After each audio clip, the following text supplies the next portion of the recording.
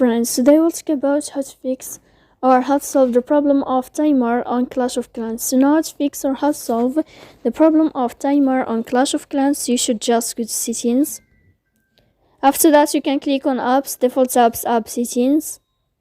Then this list you will enter to Clash of Clans and you can click. After that, you can click on first stop and you can click OK.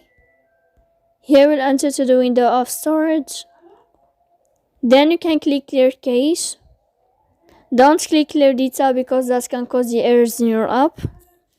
In the end, you can turn off your phone and you can wait a moment to turn on your phone again. If it's not working with you, you can go to Play Store. You can click here update if you find update in this blue sign to fix that problem. So please don't forget to support us by like and subscribe. See you next time in another video and thank you for watching.